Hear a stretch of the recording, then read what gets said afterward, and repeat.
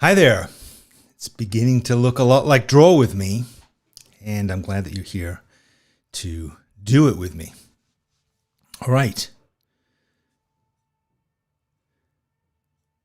JJ made these yesterday. They're pretty good. They're not super crunchy. They're very gingerbready. They're based on a recipe that her mother used to make. And there's like this ancient newspaper article that has this recipe that has been like Xeroxed and crumpled and re-Xeroxed and re-crumpled so many times that you can't even quite read it. And there's certain ingredients that you can't quite tell like how much of them you're supposed to have. But nonetheless, despite that, here he is, the headless gingerbread boy, washed down with some Sketchbook School coffee.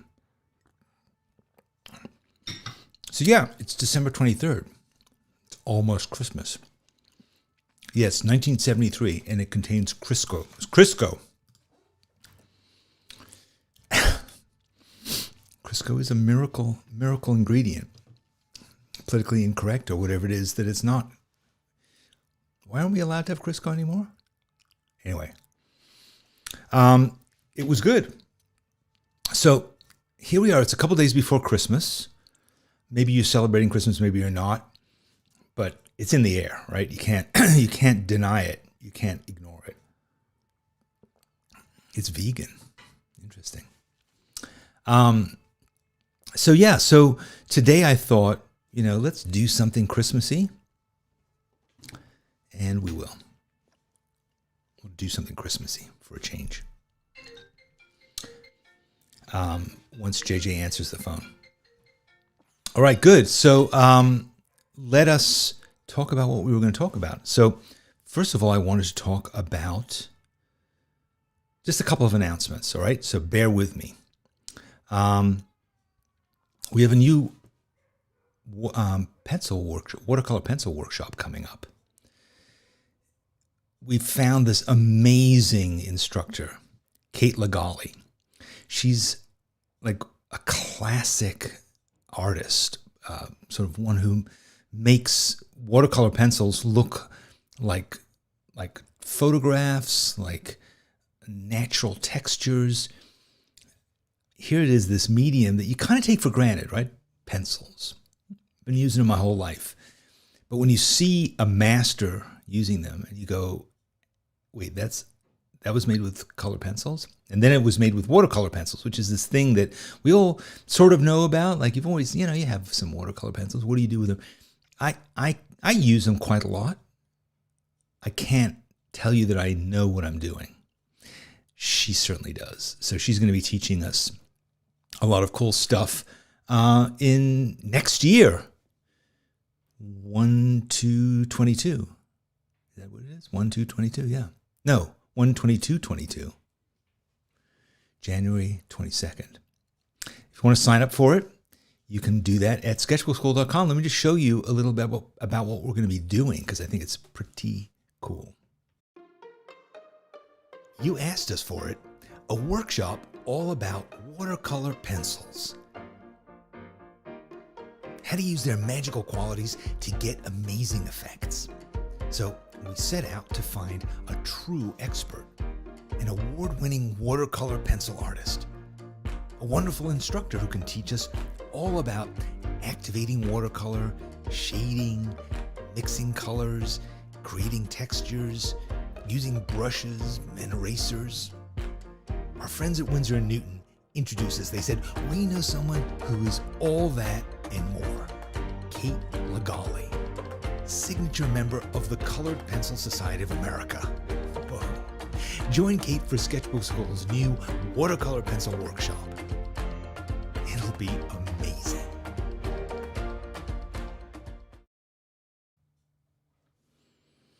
Pretty cool stuff, right? Yeah, and it's just fascinating to see like how you actually use this medium and how you do it effectively. So today I'm going to be showing you how I kind of use it. I'll be using some watercolor pencils today. I'll be using some watercolors. I'll be using some possibly markers. I'm going to be drawing Santa. I've never drawn Santa before. We'll see how that goes. We'll see how it goes drawing this person who could take lots of different forms, has taken lots of different forms. But you tell me what is essential as we do it, because I can't tell you that I'm particularly, expert at it. Good. So, all right. Another thing I wanted to, just one other announcement, and this I think might be something that you are happy about too, and that is that we are going to release. We're about to do the new season of Art for All, which is the podcast that I've been doing intermittently for a few years now. So I started this podcast 3, maybe 4 years ago, and I did a whole season of it, and I got more and more and more tangled up in my business and making it more and more complex and getting slicker and slicker, and I would spend so long making an episode by the time the first season was over. I was like, this is madness. I don't know if anybody's listening to it, but I have gone from having really fun investigating this whole thing to just being overwhelmed by it and wanting. So I stopped. I dropped the whole thing. But then a while later, I was like, you know what? I like this podcast. I like podcasts in general. I made my first podcast in 2006. Was it? Yeah, might have even been earlier. So I've loved podcasting. I've made podcasts before. So I decided, okay, I want to get back and do it again. So I made a second season of the podcast, which it was much simpler. It was just me, and I was just kind of presenting like little essays. And the episodes, whereas the other previous season, the episodes had been metastasizing until they were like an hour long. I got back to doing like under 10-minute episodes, which is kind of interesting. Did it for a while. So I did about 40 episodes altogether. And then I was like, okay, I'm done with that. So then I thought, okay, I'm not sure what I'm going to do next. And then I started to talk to my friend who is an incredible artist, illustrator, and and biologist, and the dawn of nature journaling in a sketchbook, John Muir Laws. And he's somebody who I've admired for so long. I have lots of his books. I just think he's incredible. And then we got him on to join the faculty on Spark and to start doing classes for us on Spark. And he's just so articulate and interesting. And he brings in all kinds of references and talks about how the brain works, and he spouts poetry, and he's just really, really an interesting person. And he and I would have these really great conversations online. And so then we decided, you know what, why don't we make this into a podcast? And so that's what we're doing now. So the new season of Art for All is going to be conversations that Jack and I have about various things, sometimes to do directly with art, sometimes to do with the creative process, to how we come up with ideas, all kinds of things that, and they're just kind of free-floating conversations. We'll see where it goes. We'll see if we can get more structured about it. The first few that we've recorded have been, I don't know, just interesting conversations. That's basically the idea. It's like I just want to talk to somebody smart, creative, and well-informed about just stuff in the world. And so it's the kind of podcast that I like to listen to, like if I'm drawing or if I'm doing something else, just to kind of eavesdrop in on a really cool conversation. So that's basically the idea.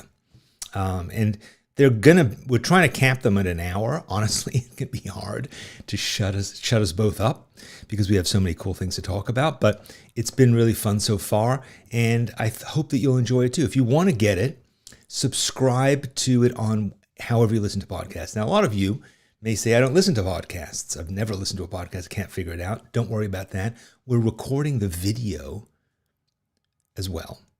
And so when we get on the mic and start talking about stuff, we run the cameras as well. So we're going to be putting the recording here on YouTube as well. So if you can't be bothered to figure out podcasting, just come and watch it here, and you can have that on in the background. It's not going to be terribly visually interesting. It's just a couple of, middle-aged guys talking, but the conversation is good. So, good. Some people are enthusiastic about this idea. Unplanned Peacock, I love that name, is likes long podcasts. Me too. I have one podcast I listen to. I think it's like 3 hours long, and I just listen to it in chunks. It's like coming back into the room. They're still talking. It's great. So the first episode is going to be out on Monday. Yeah, it's pretty cool, and hopefully we'll be able to keep this up and keep going. A lot of you are fans of Jack Laws, so that's terrific too. And Valerie says, yes, it will be unstructured. Believe me, we're not capable of much more than that. So far, the only thing we've agreed on that structure-wise is we're going to have a poem in there somewhere toward the end. And usually Jack is going to be bringing those poems, so it's going to be pretty great. Good. Janice doesn't seem to be that enthusiastic about it, so I'm sorry about that, Janice. I hope that you will let me do it anyway. All right, cool. So let's draw Santa. Let's figure it out. Let's see how to do it. Let me get my camera going. Here it is. I think I'm going to work in this this Hanamula toned watercolor book that I started last week. This it seemed like it's a pretty good way to do Santa because, there's going to be the whiteness of his beard, and I can figure out how to add that. So rather than have use the background as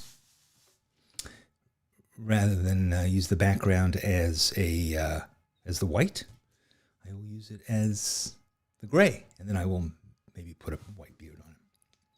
All right. So how are you going to work on this? What are you going to do? Oh, by the way, I didn't even mention how nice that kind of stream of money was at the beginning, right? That was pretty cool. The monies that we made last week. Somebody said to me, we could start a Monopoly game with all this money that we made. It's true. It's true. So I'm going to start with a pencil.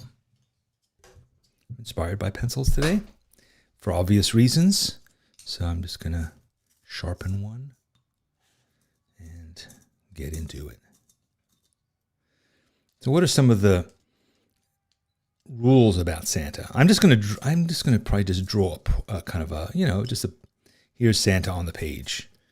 Is he going to be doing anything? I don't know. But I think one of the big things about Santa is his belly. Right?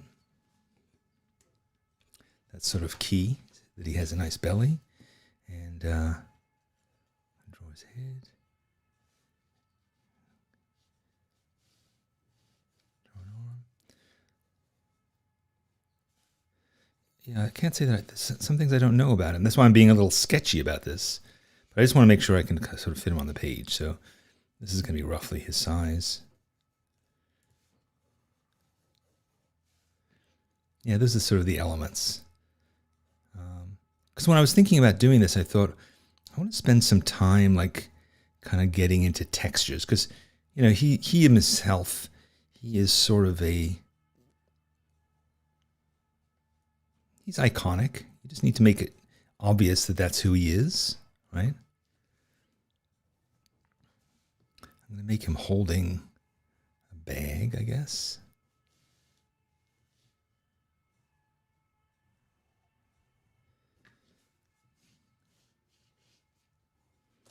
Yeah, so I'm being a little sketchy here because I'm not using reference. I'm just sort of figuring it out from my imagination. So therefore, I'm being a little bit more sketchy. Yeah, what does he have? He has kind of like big boots, right? Big black boots. Like that.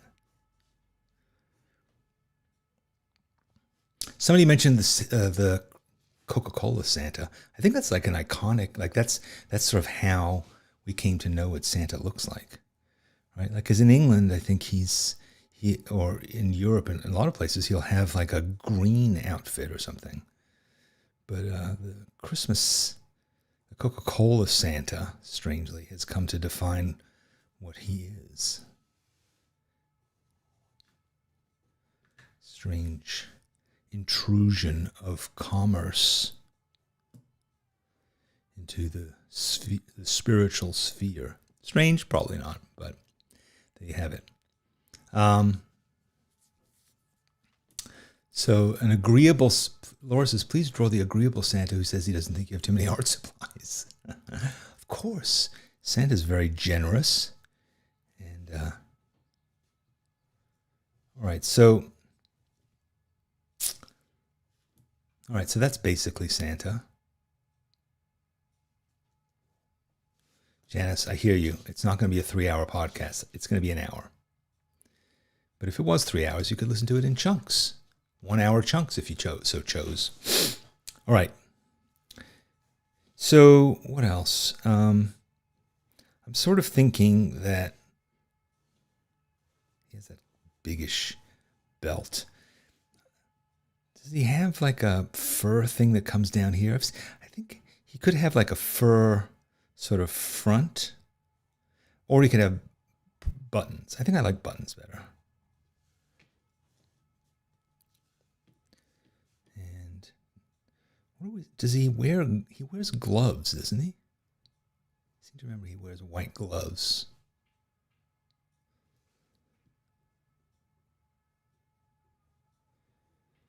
Sort of a potatoey nose.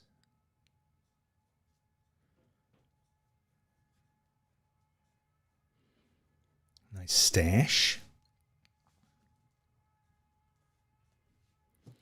All right. I mean, it's always a bit of a challenge to draw something you've never drawn before and to be drawing it from without reference, but you know, that'll do. I haven't paid that much attention to how Santa Claus is depicted, so I'm gonna make it up myself. And I'm thinking that I want to do, speaking of watercolor pencils, I want to sort of do some watercolor pencil-y stuff. I just realized my water is kind of dirty, but we'll work with that. And, but I think I might also start by just putting down a bit of just plain, regular watercolor from my rather unsanitary looking dinner plate palette.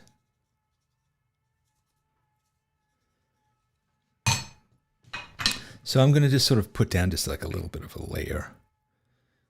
And then, because that's what I'm saying about trying to build up textures, I want to just have a base, and then I want to put stuff on top. See how this works. He has that belt, and then he has a belt with his belly, and then he has this kind of fur lining thing, right? Not fur, but like fur trim.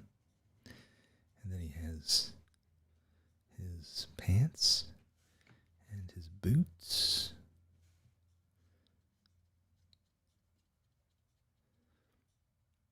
And I think there's like a fur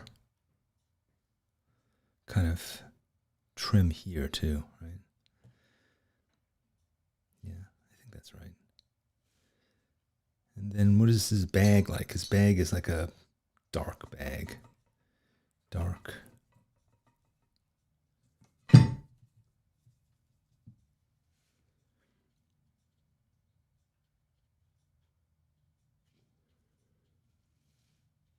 This is sort of Santa toward the end of the night when his bag is somehow miraculously emptied.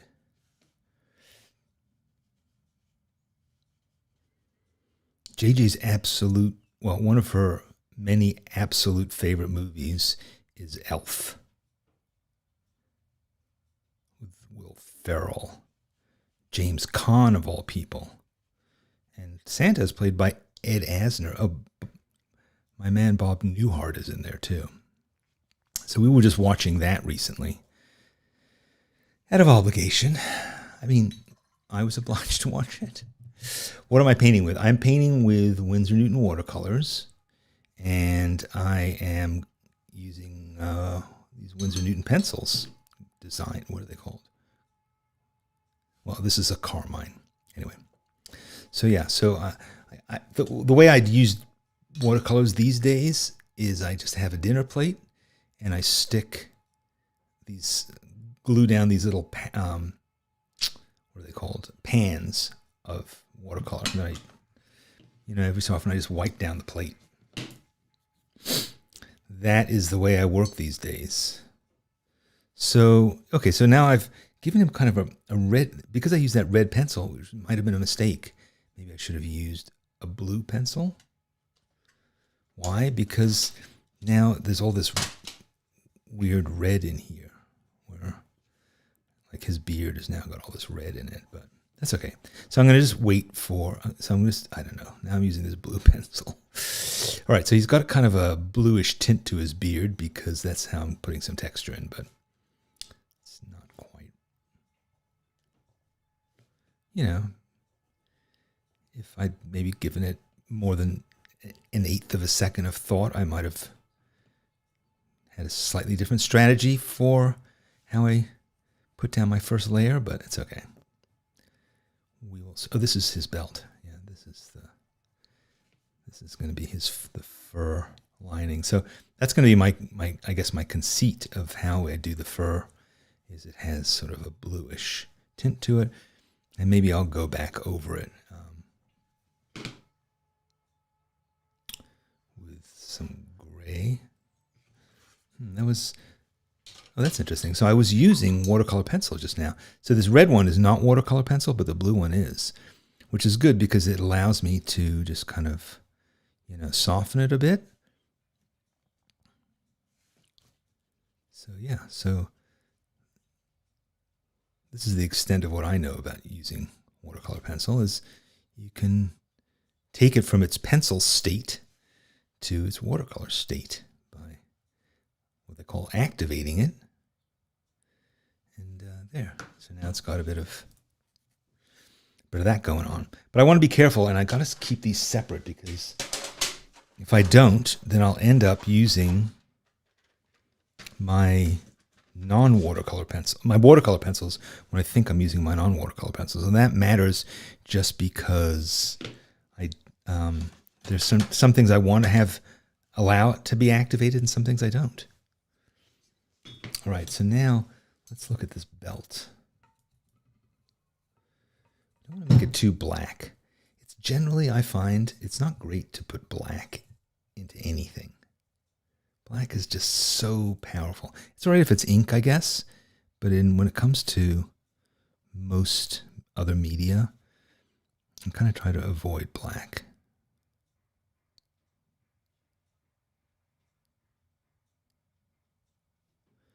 Because it's so overpowering. Your eye goes right to it.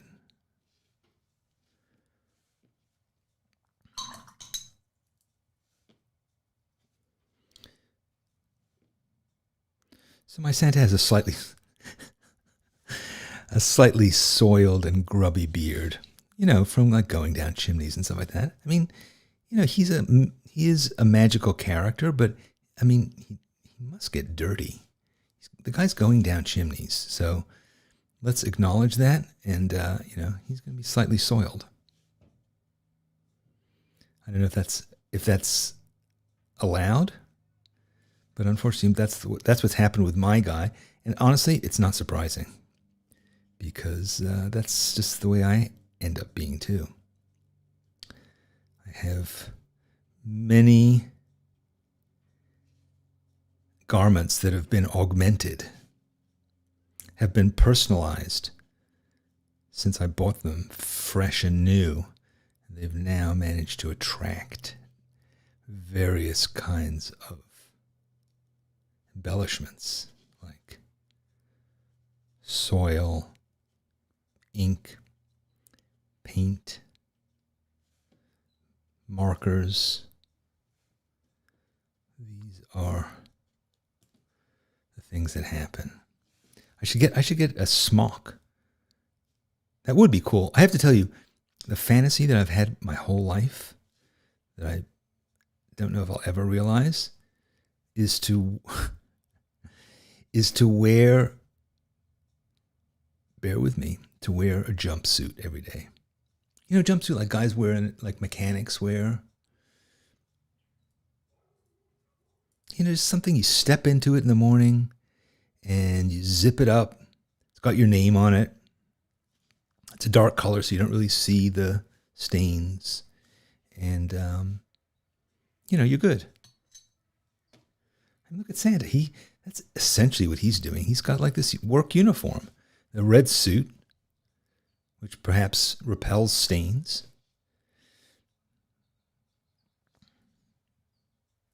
And he's good with it. All right, let's give him some pink cheeks and a red nose. Let's see what happens with that. That looks a little intense right now. Let's bring in the trusty Christmas towel. Knock it back a bit. Yeah, that's better. All right, so, yeah. So that was my fantasy. To just be able to throw on the old jumpsuit uniform and climb into the pit, start working.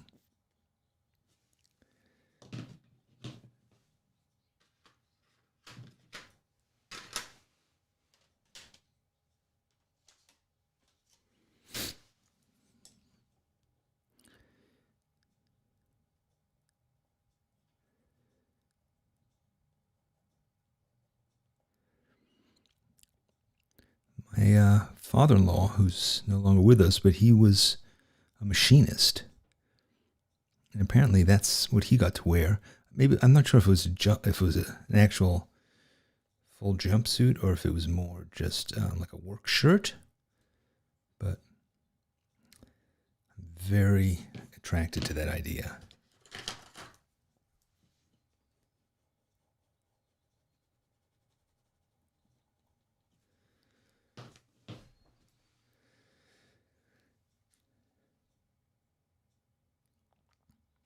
Chris Seidel, fellow jumpsuit enthusiast. Yeah. Maybe all men feel like that. I mean, maybe that's why for so many years, men got to wear suits and ties. It's like, you don't have to think about it. Put on a suit, get in there, or uniform. All right, so this is my wife reporting that okay, so my father-in-law, a light blue work shirt and dark blue pants. Yeah. That sounds pretty good too. I'm into it. How did this conversation take this turn? What did you say that made me think this? Because we were talking about Elf. In that movie, the elves also have uniforms that they wear all the time. I mean, there are some absolutely hilarious parts of that movie, I gotta say.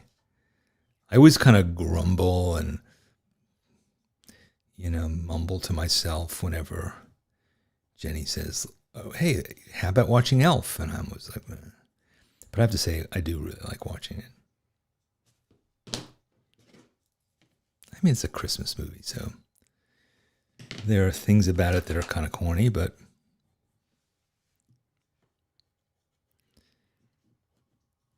Will Ferrell is so great in that movie. That is peak Will Ferrell. All right, so now I've put down the watercolor base. I'm going to start kind of adding. It's not entirely dry, so I'm doing what I often do, which is being completely impatient and jumping in, but I can't help it. We're on the clock. We don't have all day to make this what we do, but we're not going to spend all day doing it. We've got podcasts to listen to. But yeah. Start adding some texture. I got lots of different kinds of reds in here. But you see, when you've got that nice watercolor base down, you don't really have to worry about filling everything in with your pencils. You can use them just more really for textures and also for really making things pop. Now I want to bring in the watercolor pencil again. Where's the red one? Uh-oh. Is this the red one? It is. So this is the watercolor pencil.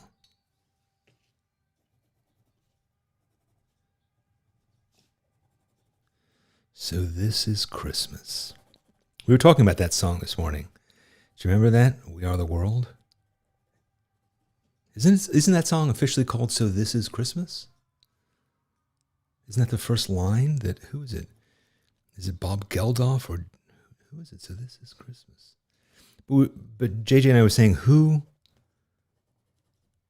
were all the people in that video? Could you name them all? Then we decided that we couldn't be bothered. But maybe I'll think about it now. I'm just sitting here drawing. Why can't I think about Michael Jackson, obviously, Bruce Springsteen, We Are the World. That whole, for a lot of people, it was pretty cool the idea of that studio and all those amazing, every 80s icon was there in the studio. They recorded like over 2 days. I forget why it was. It was like the Grammys or the MTV Awards, something like that. There was some reason why every one of these insanely huge people were all there in one place. Does anybody remember?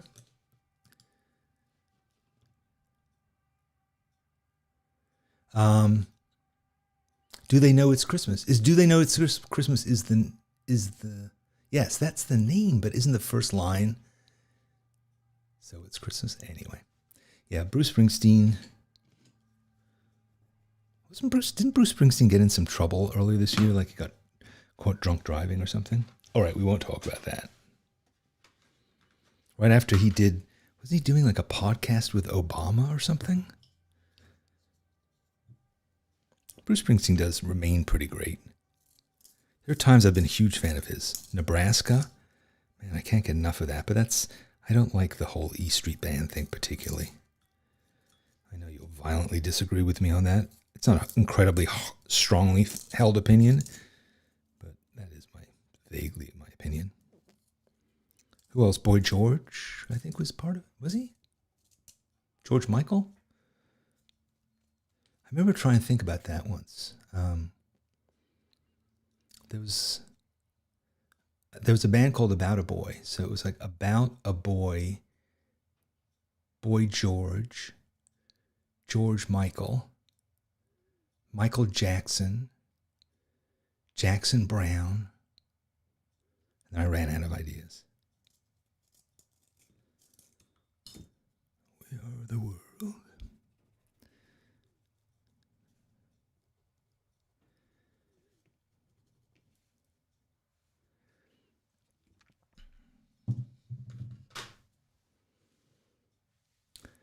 Yes, Janice is troubled by the zombie Santa that I've created. He doesn't have eyes. It's true.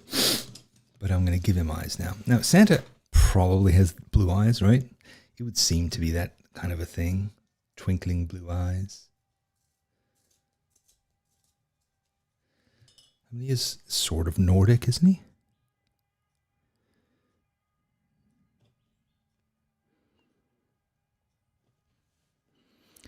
My Santa's also not really very happy looking. He's not smiling or anything. I didn't even think of that. Damn it. Like, what's his deal? Why is he looking kind of just... You know what it is? Okay. This Santa is like one of those Salvation Army Santas. Sorry. That's where he's taken me. This is not the official Santa. He's like a guy, ringing a bell on Broadway, raising money. All right, so I'm going to he's turning. I can see, he's getting this agitated look around his eyes. Oh no. becoming kind of demonic. He's not really cute anymore. He's somehow taken a turn. What happened to you, Santa? All right, maybe I have to bring in a pen. Okay, let's see if I can get. Maybe if I give him some pupils, that'll help. Will it?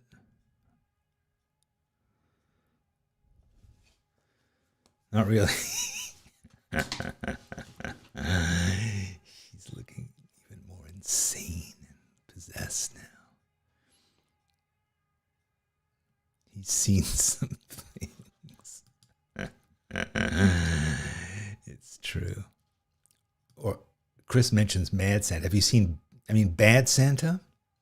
That was another movie that absolutely was insanely funny to me. Jen says, Santa's kind of scary. It's true. It's true. He knows when you're sleeping. He knows if you've been bad or good. So be good, for goodness sake. For goodness sake. Yeah. Now, when I was a kid, we grew up without Santa.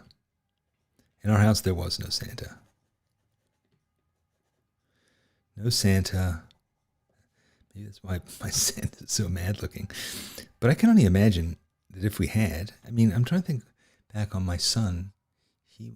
Also, have you noticed that his mustache is sort of slipping, as if it's like a fake beard that's slipping? Yeah.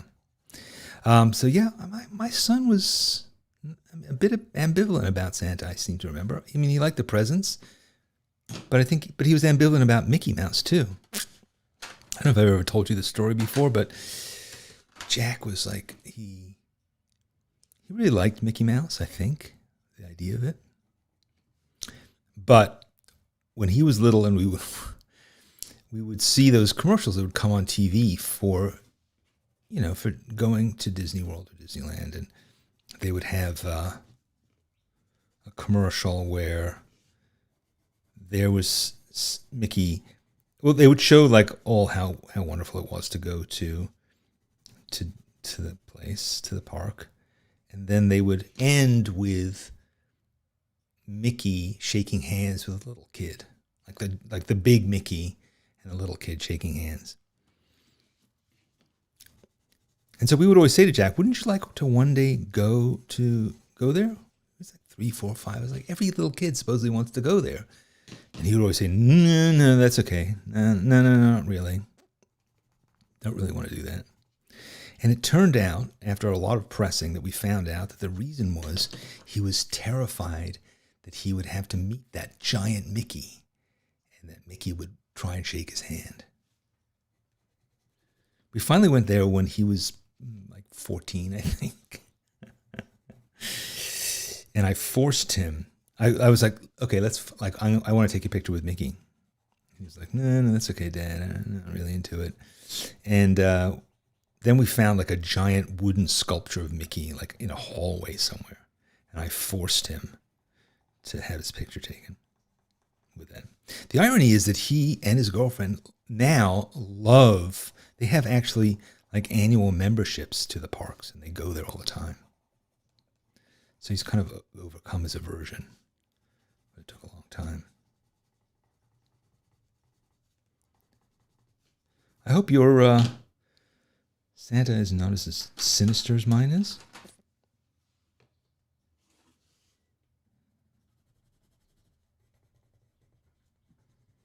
Yeah, I don't know why it was assumed the kids would like those giant characters.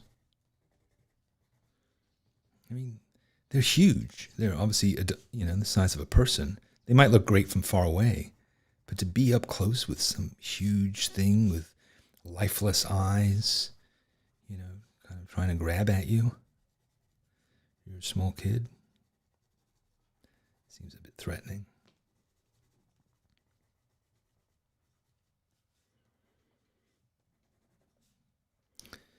All right, so this is my first Santa. Clearly not the happiest of fellows.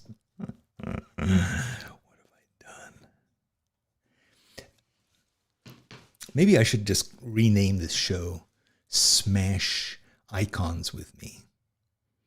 First, I'm going to destroy the Beatles for you. Now, I'm going to turn Santa into a scary and threatening ghoul. Who next? Who could we draw next? Yeah. I think look, this ultimately is interesting because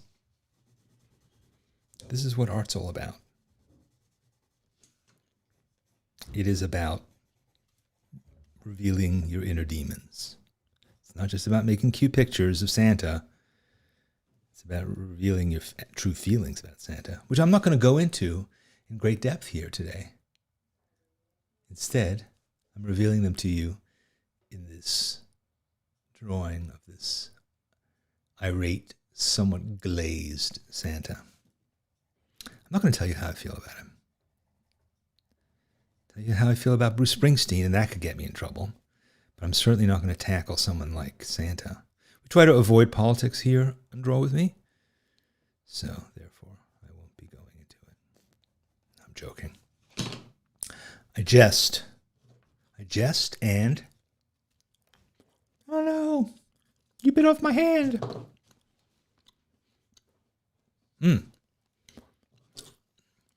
Shrek, right? Shrek.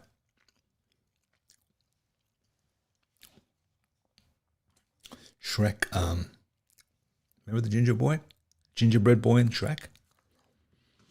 That's another great movie.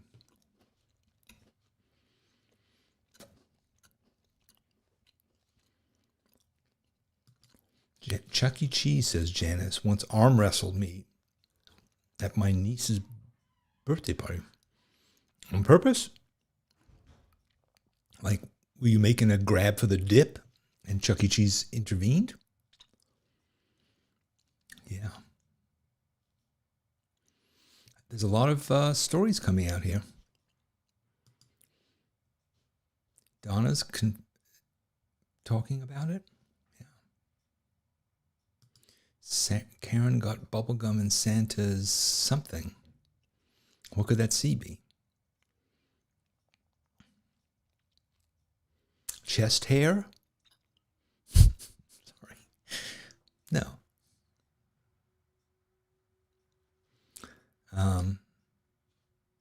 All right, so Laura had reasonably good experience. Elf on the Shelf. I don't even know what that is, but I would be glad to destroy it. Yeah. Well, I think we're going to give up here on old St. Nick. I think we're giving up on him. But it was fun to draw him anyway. It was fun. I mean, I actually enjoyed doing all these textures. That was actually the fun thing. I do like layering colored pencils and all that. So I'm hoping to learn more from Kate Lagali about all this in a couple weeks. Next year. All right. Now, let me just clean this up, get this out of the way.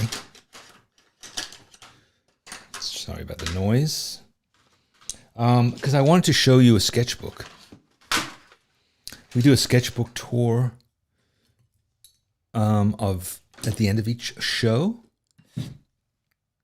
And usually I show other people's sketchbooks, but the last couple weeks I have been showing my own. And so I thought I'd show you another one today. Where is this? Let's go to this camera. Where's it? Let's go to this camera. Okay. Oh, no. Wait. Let me go back. All right. So here's the deal. I'm going to spend just 3 or 4 minutes showing you the sketchbook. Because Twiglet is scratching at the door. And I have to wrap this up. And if I spend too long showing you the sketchbook, it'll go on forever. So I set myself a timer for 4 minutes. And then we go. So you ready? Let me just tell you about the sketchbook before I open it. Here it is. It was bound by my friend Roz Stendhal. It's a handmade sketchbook. And she gave me the sketchbook. It has tinted paper. I'll show you in a minute. At the time, I said, I just don't draw with colored pencils. I don't draw with pencils. I mean, years had gone by, and this is like, I've been drawing for 10 years longer. I just didn't draw with pencils ever. And she said, and she was always sending me these sketchbook that she made, and she sent me several of them. She was like, this is really good paper for drawing with pencils on. I was like, what am I going to do? So I decided that what I would do is I would dedicate this sketchbook to drawing with pencils. And, you know, I wasn't comfortable about it. So you'll see the drawings are kind of like, I was still figuring it out. I'm still figuring it out. But at this point, I was definitely figuring it out. So I hope you don't mind. Usually I try and show you sketchbooks that you go, oh my God, that's amazing. That's a sketchbook? What? Today you're going to go like, okay. Maybe you should go back to not using colored pencils. You'll see. You decide. You decide. I can take it. Whatever happens, happens. Here we go. Let's set the timer and let's go. Sponsored by Winsor & Newton. My buddies at Winsor & Newton. Here we go. Pencil book, fall 2007. I was, for some reason, really into drawing Steve McQueen at the time. So you'll see a lot of drawings of what appears to be Steve McQueen, sort of Steve McQueen-like. I think I'd gotten a book of photos of these like cool black and white photos. But you can see I was like really like, scritchy, scratchy, trying to layer it, trying to move quickly, pressing hard. Wasn't really sure what I was doing exactly. But yeah, so I was just, that's what I was doing. But this paper is just so good. So heavy and nice. Oh. Squirrel. Here I wrote, squirrels live for 6 years. City rats live for just 1. There's my dog, Joe, taking a nap. Here is a mammoth and some animal. And more pictures of Joe. See, again, like just a lot of, I mean, basically I'm drawing with this as if it's, as if it's a pen. Here's a macaronachenia, like an animal that does the Macarena, maybe. And here's an entelodont. Yeah, I think Jack had gotten like some book on dinosaurs at the time, so I was drawing that. And here's a Forus rahacos. How do these guys come up with these names? Amazing, right? Here it says, mid-pose, he left to Squire Patty to the pet store. So, kind of left in the middle of the drawing. Here's some fishes, giant sea bass, bluegill.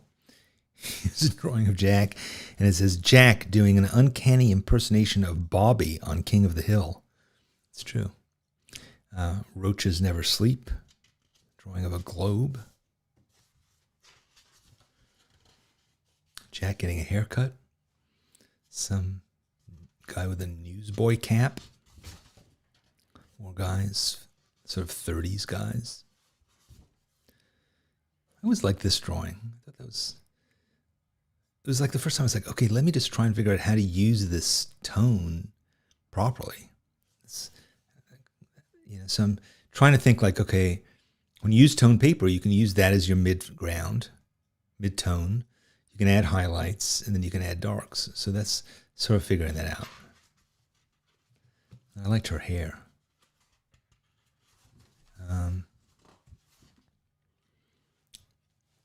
Yeah, like that one I think is nice. Like this, you can really see the shadow, which is just the tint of the paper, and really getting a dimension from that. He's sort of got a nice face. Steve McQueen is back. Oh yeah, I went to see the Dalai Lama speak.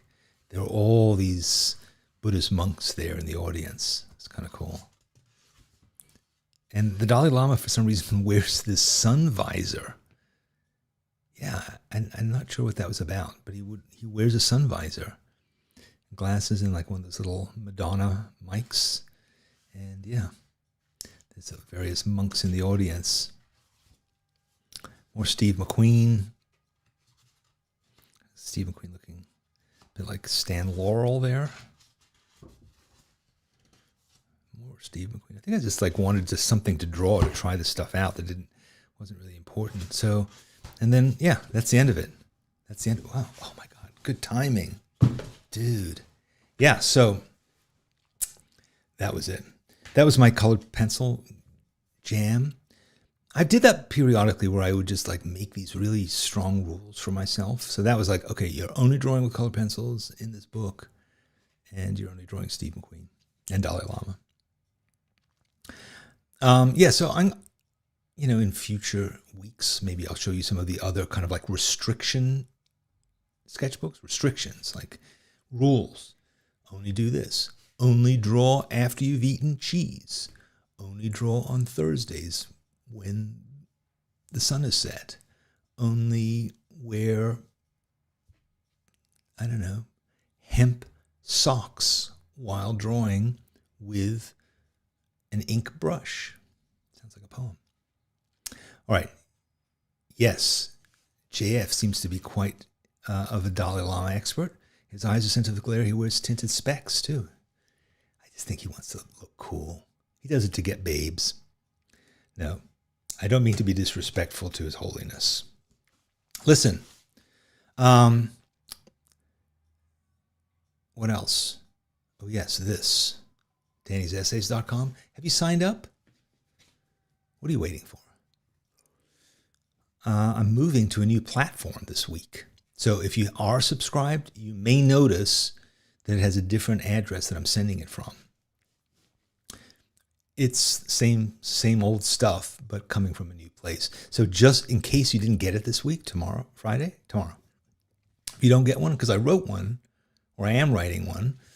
If you don't get it tomorrow, look in your junk folder, because it might have accidentally gone in there, and then find it, and then add that new address to your address book so you make sure you get it.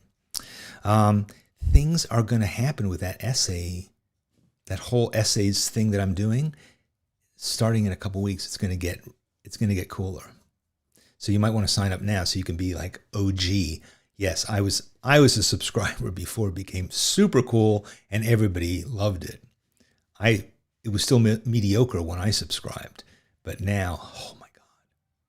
Now that it is this incredible Netflix phenomenon, as it enters its 11th season of Danny's Essays, the TV show. But I subscribed when he told me to on Draw With Me back on December 23rd. Yeah. All right. That's about the size of it. I hope that you'll join me for this workshop. I hope that you will subscribe to Danny'sEssays.com. I hope that you will subscribe to this podcast that I'm doing. I hope that you will subscribe to this channel.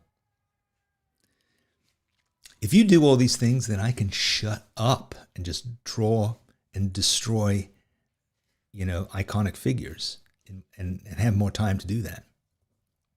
It's up to you.